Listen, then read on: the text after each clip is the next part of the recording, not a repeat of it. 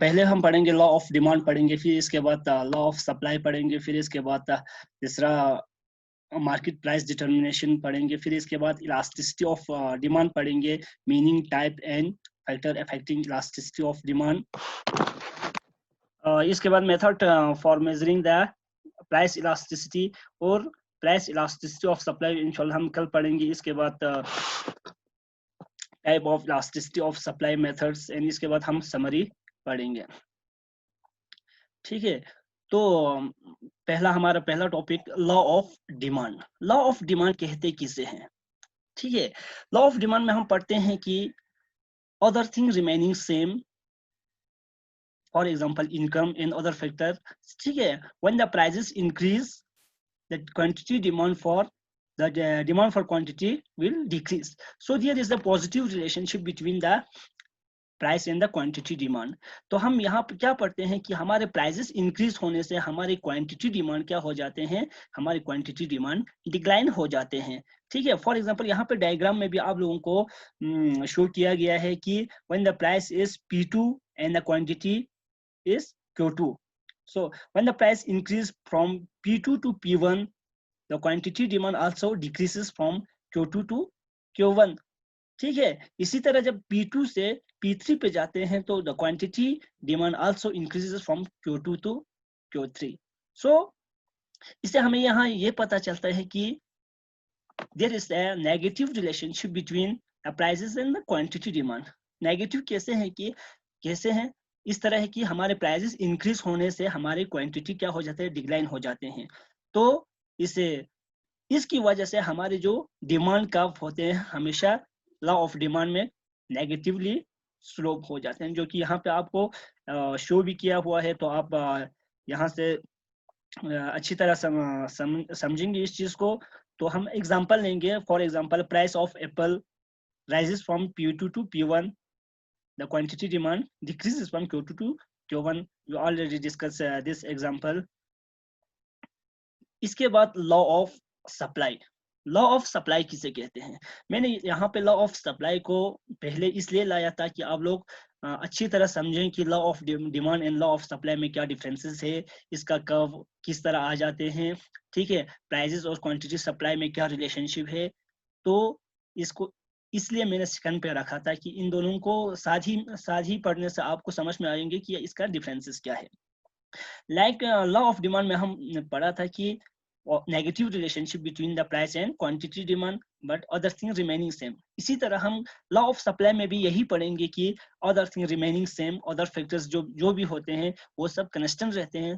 तो क्या होते हैं यहाँ पे, खाली प्राइस और क्वांटिटी सप्लाई के रिलेशनशिप को क्या करते हैं, देखते हैं। When the prices of the quantity when the prices of the product increases, the quantity supply of the same product also increases, no problem. So there is a positive relationship in the demand. In the law of demand there is negative relationship between the price and the quantity demand, but there is a positive relationship between the goods and demand, supply and prices. तो इसी तरह यहाँ पे for example हमारे quantity prices कितना है, prices है for example P2 है, तो उस टाइम पे हम मार्केट में सप्लाई कितने कर रहे थे, Q2 कर रहे थे। ठीक है, जब हमारे प्राइजेस फॉर एग्जांपल ओनियन का प्राइजेस डिक्लाइन हो गया, तो डिक्लाइन होके कितना हो गया, P1 पे पहुंच गया, तो क्वांटिटी भी क्या हो जाएंगे, कम कर देंगे, सप्लायर हमेशा Q1 कर देंगे। इसी तरह जब हमारे प्राइजेस इंक्रीज होके P3 पे पहुंच जाते हैं तो हमारे क्वांटिटी सप्लाई भी क्या कर देंगे, इंक्रीज कर देंगे। तो इससे हमें ये पता चलता है कि इसका डिमांड कब हमेशा क्या होते हैं, पॉजिटिवली अपवर्ड होते हैं फ्रॉम द ओरिजिन पॉइंट से ये होते हैं ऊपर की तरफ अपवर्ड स्लोप हो जाते हैं। अब हम अपने ही लद्दाख में ही एग्जांपल ले लेंगे ओनियन का। फॉर एग्जांपल ओनियन का प्राइस समर सीजन में कितना होते हैं, 40 rupees, 30 rupees and 50 rupees maximum हो जाते हैं। तो ये जो प्रोड्यूसर क्या होते हैं, जो ओनियन सेलर क्या होते हैं, बहुत सारी चीजें स्टॉक में रखते हैं, स्टॉक में रख के वो क्या करते हैं, विंटर में बेच देते हैं, जब इसका प्राइसेस क्या हो जाते हैं, इंक्रीज होकर 120 तक पहुंच जाते हैं। ठीक है, ये मैक्सिमम पॉइंट जो होते हैं तो 120 ही हमारे यहाँ हो जाते हैं, तो रिकॉर्ड है। तो वो क्या करेंगे, जब 120 होंगे तो सप्लाई भी क्या करेंगे, एकदम से इंक्रीज करेंगे। तो प्राइसेस और सप्लाई में क्या रिलेशनशिप है, पॉजिटिव रिलेशनशिप है, ठीक है। तो यहाँ पे लॉ ऑफ डिमांड और लॉ ऑफ सप्लाई हमने पढ़ लिया है। तो इनका कर्व भी क्या होते हैं, लॉ ऑफ डिमांड का नेगेटिवली स्लोप होते हैं और लॉ ऑफ सप्लाई का क्या होते हैं, इनका पॉजिटिवली स्लोप हो जाते हैं। तो यहाँ पे पॉजिटिवली क्यों होते हैं, क्योंकि यहाँ पे प्राइजेस और क्वांटिटी डिमांड में, क्वांटिटी सप्लाई में क्या हो जाते हैं, हमेशा पॉजिटिव रिलेशनशिप आते हैं। Now come to the next topic, how market determine prices. हम मार्केट में प्राइजेस को डिटरमाइन किस तरह करते हैं।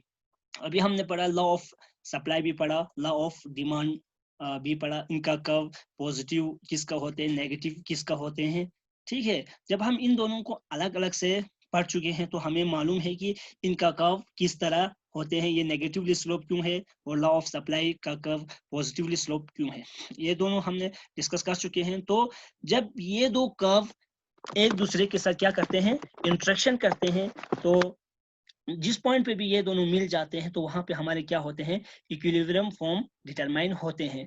जब ये दोनों जिस पॉइंट पे भी इक्विलिब्रियम होते हैं वहां पे हमारे क्वांटिटी सप्लाई और क्वांटिटी जो प्राइस होते हैं, जिस क्वांटिटी के कितना प्राइस है वो चीज वहां पे क्या होते हैं, डिटरमाइन होते हैं। जब ये यहाँ पे डिटरमाइन होता है तो हमारे मार्केट में प्राइस भी क्या हो जाते हैं, इसी इक्विलिब्रियम फॉर्म पे डिटरमाइन होते हैं। लाइक फॉर एग्जांपल इस डिमांड कर्व में जो होते हैं यहाँ पे डायग्राम, इस डायग्राम में भी शो किया है हमारे P0 पे हमें कौन कितना क्वांटिटी सप्लाई कर रहे हैं, क्यों जीरो कर रहे हैं। तो मैंने अभी भी जितने भी बोला वो भी इसी में जो एक्सप्लेन किए हुए हैं। तो अगर आपको मेरे बातें समझ में नहीं आ रहे तो आप इस एक्सप्लेनेशन को भी पढ़ सकते हैं।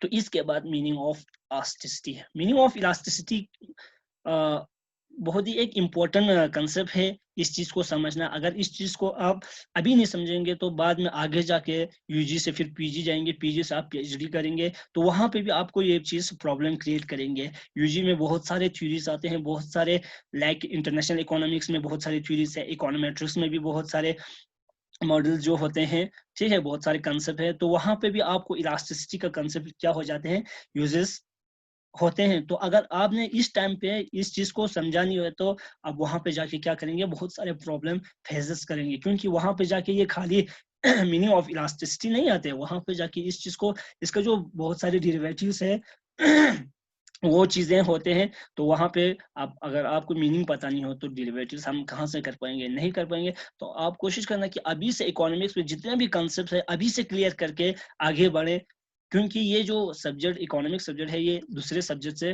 डिफरेंसेस है। क्योंकि ये जैसे कि हमारे पॉलिटिकल साइंस है, जैसे कि हमारे हिस्ट्री है, जैसे कि हमारे बायोलॉजी है, ये सब ऐसे सब्जेक्ट है जिसमें हमें ज्यादा चीज याद रखना पड़ते हैं।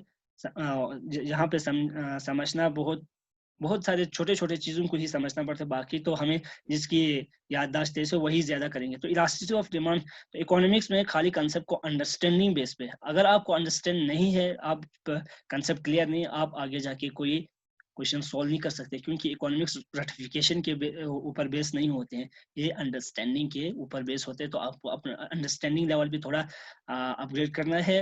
तो और इकोनॉमिक्स में अगर आप इकोनॉमिक्स को आगे लेना चाहते हैं तो इनकी कंसेप्ट को भी क्लियर करके ही जाते हैं। तो इलास्टिसिटी के बारे में पढ़ेंगे। तो इलास्टिसिटी कहते किसे हैं, like there is a two variable, one is X variable and another is Y variable.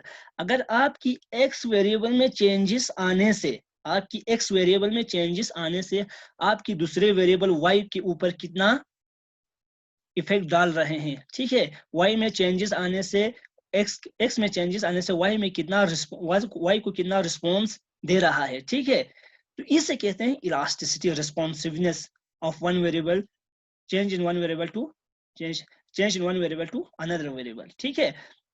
ये थे इलास्टिसिटी का कंसेप्ट, कि अगर एक वेरिएबल में चेंजेस आने से दूसरे वेरिएबल में कितना चेंजेस आ रहे हैं, ठीक है, तो इसे कहते हैं इलास्टिसिटी। अब आते हैं कि इलास्टिसिटी हम कंसेप्ट पढ़ते क्यों है, ठीक है। तो हम इकोनॉमिक्स में बहुत सारे डायग्राम को इस्तेमाल करते हैं, तो वहां पे हमें कर्व का जो स्टीपनेस और फ्लैटनेस जो होते हैं उनको पता करने के लिए हमें हमें हमेशा क्या पढ़ते हैं, इनके स्टीपनेस कैसे है, इनका फ्लैटनेस है कि या स्टीपनेस है, तो इनको पता करने के लिए हमें हमेशा इलास्टिसिटी का जरूरत पड़ते हैं। अगर आपको इलास्टिसिटी का कंसेप्ट पता नहीं है तो आप इसके कर्व के फ्लैटनेस और स्टीपनेस जो होते हैं आप वो चीज पता नहीं कर सकते हैं, क्योंकि इसीलिए हमेशा इलास्टिसिटी का कंसेप्ट मैंने पहले ही फोकस किया कि ये बहुत सारे इकोनॉमिक्स के ही बहुत सारे सब्जेक्ट में क्या हो जाते हैं, यूजेस होते हैं। तो इसको अभी से कोशिश करना कि समझ के ही आगे बढ़े। तो इसमें एक्सप्लेनेशन भी यही कहा हुआ है, कोई एक्स्ट्रा दूसरा कुछ नहीं है जो मैंने आपको कह दिया। तो इसके बाद type of elasticity of demand. Elasticity of demand के भी कुछ टाइप्स हैं, तो हम वन बाय वन इनको पढ़ेंगे, ठीक है। तो पहला हमारा क्या है, प्राइस इलास्टिसिटी ऑफ डिमांड, जिसमें दो मेथड से कैलकुलेट किए जाते हैं। One is percentage method and another is point method. यहाँ पे अलग अलग नाम दिया हुआ है, पर आप इसको परसेंटेज मेथड भी कहते हैं और पॉइंट मेथड को आप ज्योमेट्रिक मेथड भी कह सकते हैं। तो नेक्स्ट है आपका इनकम इलास्टिसिटी ऑफ डिमांड। तो इसके बारे में हम नेक्स्ट लेक्चर में पढ़ेंगे इन दोनों के बारे में, income elasticity of demand and cross elasticity of demand के बारे में, ठीक है। तो अभी हम खाली type of elasticity of demand आज के लेक्चर में इतना ही पढ़ेंगे। तो प्राइस इलास्टिसिटी ऑफ डिमांड के जो दो मेथड है उनके बारे में डिस्कस करेंगे, और इकोनॉमिक्स में जो थोड़े कंसेप्ट होते हैं उनके बारे में थोड़ा डिस्कस करेंगे। लाइक सब्स्टिट्यूट होते हैं, गुड्स होते हैं, एक कम्प्लीमेंट्री गुड्स होते हैं, तो इनको भी समझना। ये दो गुड्स जो होते हैं टाइप्स, तो इनमें क्या क्या डिफरेंसेस है, सब्स्टिट्यूट गुड्स की क्या होते हैं, कम्प्लीमेंट्री गुड्स क्या होते हैं, ठीक है। होते तो बहुत सारे और भी कंसेप्ट है, जैसे कि इंफीरियर गुड्स है, कंफर्टेबल गुड्स है, लग्जरियस गुड्स है, तो इनके बारे में हम दूसरे या और लेक्चर बनाएंगे, तो उनमें हम इनको डिस्कस करेंगे टाइप ऑफ गुड के बारे में। अभी फिलहाल में यहाँ पे खाली सब्स्टिट्यूट गुड्स क्या होते हैं और कम्प्लीमेंट्री गुड्स क्या होते हैं, इन दोनों के बारे में थोड़ा बताऊंगा कि सब्स्टिट्यूट गुड क्या होते हैं। एक गुड्स के बदले में आप दूसरे गुड्स को इस्तेमाल कर सकते हैं, ठीक है, तो उसे कहते हैं सब्स्टिट्यूट। फॉर एग्जांपल यहाँ पे हमारे पास टी एंड कॉफी, आप टी भी पी सकते हैं, कॉफी भी पी सकते हैं, ठीक है। तो आप अगर टी का प्राइसेस बढ़ गया तो आप खाली टी ही नहीं ला सकते हैं, आप क्या कॉफी का डिमांड कर सकते हैं। तो आप टी के बदले में क्या पी रहे हो, कॉफी पी रहे हो, तो आपके लिए टी के लिए कॉफी क्या है, सब्स्टिट्यूट गुड है, ठीक है, ये इसे कहते हैं सब्स्टिट्यूट। अब कम्प्लीमेंट्री गुड्स क्या होते हैं। कम्प्लीमेंट्री गुड्स है एक गुड्स और दूसरा गुड्स का होना बिल्कुल जरूरी है। बिना एक गुड्स के दूसरे गुड्स का बिना इस्तेमाल किए हुए इसी गुड्स को हम इस्तेमाल नहीं कर सकते हैं। लाइक पेट्रोल एंड कार, ठीक है, कार बिना पेट्रोल के तो हम चला ही नहीं सकते हैं, ठीक है। तो कार का जब प्राइसेस डिक्लाइन हो जाते हैं तो उसमें हम क्या करते हैं, पेट्रोल का प्राइसेस क्या करते हैं, इंक्रीज कर देते हैं। जब पेट्रोल का डिमांड क्या करते हैं, इंक्रीज हो जाते हैं। क्यों, क्योंकि ये एक दूसरे का क्या है, कॉम्प्लीमेंट्री गुड्स है। तो इसका प्राइसेस बढ़ने से, या फॉर एग्जांपल कार का प्राइसेस डिक्लाइन हो गया, फॉर एग्जांपल 12 लाख से कितना हो गया, 10 लाख पे पहुंच गया फॉर एग्जांपल, या 8 लाख पे, 7 लाख पे, तो ऑटोमेटिक क्या हो जाएंगे, पेट्रोल का प्राइसेस डिक्लाइन इंक्रीज कर जाएंगे। क्यों, क्योंकि ये एक दूसरे के क्या है, कॉम्प्लीमेंट्री गुड्स है। तो इसके बाद आ जाते हैं यहाँ पे price elasticity of demand. Price elasticity of demand किसे कहते हैं, तो इलास्टिसिटी ऑफ डिमांड भी हम कहते हैं क्वांटिटी जो होते हैं, क्वांटिटी डिमांड होते हैं, इनमें चेंजेस, प्राइस में चेंजेस आने से हमारे क्वांटिटी डिमांड में कितना चेंजेस आते हैं, that's we call it elasticity.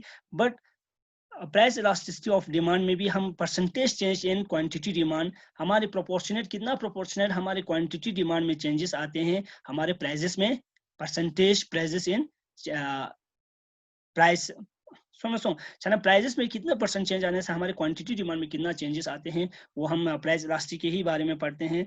तो price elasticity equal to percentage in quantity demand divided by percentage change in price. तो इनको हमने अलग अलग से भी पढ़े हैं, quantity in change in quantity and divided by original quantity into 100। इसका change in quantity का मतलब होता है, आप फॉर एग्जांपल क्वांटिटी खरीद रहे थे कितना, P इक्वल टू अगर 10 रुपीज थे, तो आप उसी प्राइस पे 20 क्वांटिटीज खरीद रहे थे, तो आपकी प्राइजेस डिक्लाइन होने से कितना खरीदा आपने, 5 प्राइजेस होने से आपने खरीदा 30 क्वांटिटीज खरीदना स्टार्ट किया। तो 20 माइनस 30 माइनस 20 इक्वल टू क्या हो जाते हैं, चेंज इन क्वांटिटी। बाकी ओरिजिनल जो क्वांटिटी होते हैं हमेशा आपने जो पहले क्वांटिटी खरीद रहे थे there we called original quantity. इसी तरह प्राइस में भी आपकी 10 से 5 रुपीज पे भी क्या हो गया, फॉल हो गया। तो आपकी जो चेंजेस कितना है, 10 माइनस 5 इक्वल टू 5, ठीक है। और ओरिजिनल प्राइजेस कितने हैं, 10 रुपीज। तो इन 200 जब हम लगाएंगे, तो जब हम इसको कंबाइन करके ही निकालेंगे तो 100 इंटू 100 क्या हो जाते हैं, डिवाइड बाई 100 इक्वल टू 1 के बराबर हो जाते हैं, क्योंकि ये दोनों कट हो जाते हैं। तो हमें हमारे पास लास्ट में क्या बच जाते हैं, change in quantity divided by original quantity into original prices divided by और चेंज इन प्राइजेस।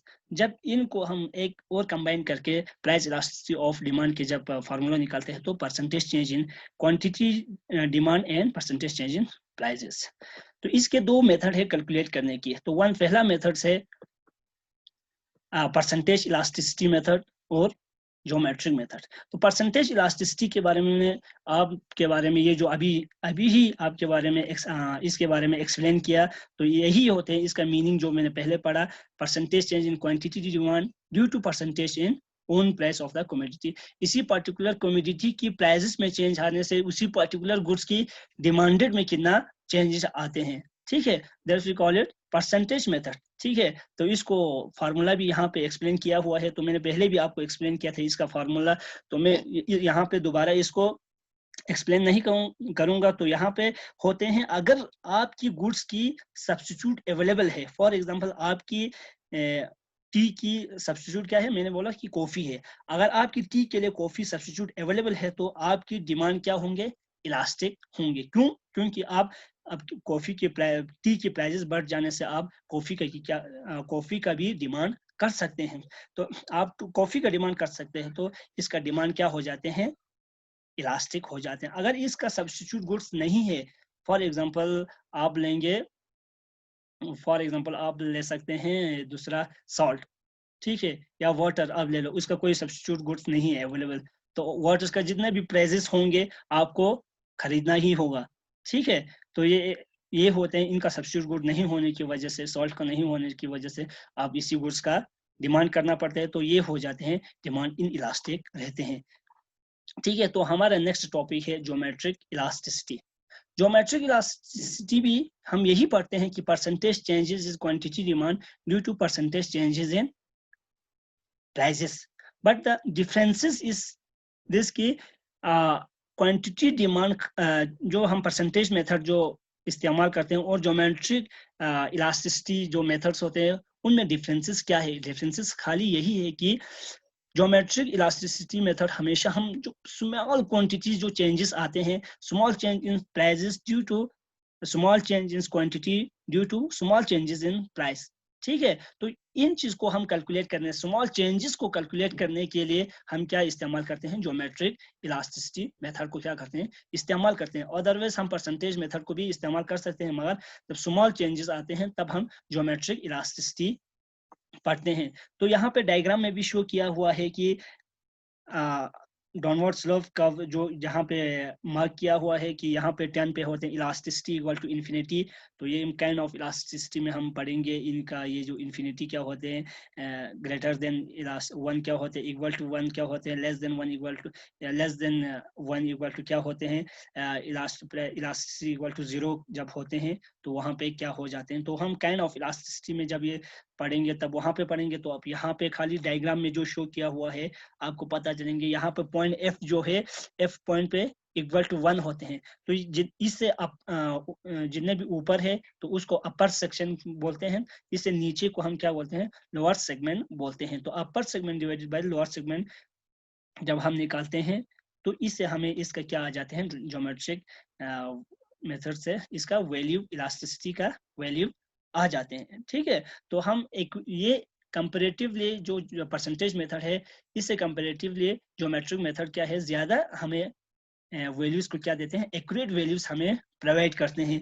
तो मैक्सिमम इकोनॉमिस्ट होते हैं, जितने भी लोग होते हैं, इलास्टिसिटी से हमें ज्योमेट्रिक मेथड को क्या करते हैं, यूज करते हैं, क्योंकि ये हमें एक्यूरेट मेथड देते हैं। तो हम कल या नेक्स्ट लेक्चर में जब भी हम क्लासेस के लिए मिलेंगे तो यहाँ पे हम इनकम इलास्टिसिटी ऑफ डिमांड पढ़ेंगे, इसके बाद हम क्रॉस इलास्टिसिटी ऑफ डिमांड पढ़ेंगे। ठीक है, ये हम नेक्स्ट लेक्चर में बिल्कुल डीपली पढ़ेंगे। तो अभी लेक्चर ही यहीं पे खत्म करता हूँ। तो यहाँ पे degrees of elasticity of demand अभी बाकी है, तो इनमें जो greater than, less than, infinity या इक्वल टू जीरो जो होते हैं, हम 1 बाय 1 इनको कल लेक्चर में आपको समझाऊंगा। तो अगर आपको जितने भी प्रॉब्लम होते हैं, आप कोशिश करना कि आपकी जो क्वेश्चन है ये इनबॉक्स में लिखना, ताकि मैं इनको देख के जो भी आपके प्रॉब्लम्स होंगे आपको रिप्लाई करने की कोशिश करूंगा। मेरा भी यही मकसद है कि आप लोग कंसेप्ट बाय कंसेप्ट, जितने भी इकोनॉमिक्स में कंसेप्ट है उन सबको समझें। ठीक है, ताकि आपको कोई प्रॉब्लम ना हो। अगर आप इकोनॉमिक्स में अभी से कंसेप्ट क्लियर करना स्टार्ट नहीं करेंगे, मैं सोच रहा हूँ कि बाद में जाके कंसेप्ट क्लियर करूंगा, ये होता नहीं है, क्योंकि ये बर्डन बढ़ जाते हैं। अभी आपको थोड़ा सा ही सीखना होता है, तो बाद में जाके इसको एक बड़ा प्रॉब्लम बन जाता है। अगर इसी थोड़े को आप अभी सीख के रखेंगे तो क्या हो जाएंगे आप, बाद में आप इजीली क्या कर सकते हैं, बड़े कंसेप्ट को या इसका यूजेस जो होते हैं आप इजीली अप्लाई कर सकते हैं, आप इजीली समझ सकते हैं। ठीक है, तो आज के टॉपिक में इतने ही थे। तो thank you very much for watching this video.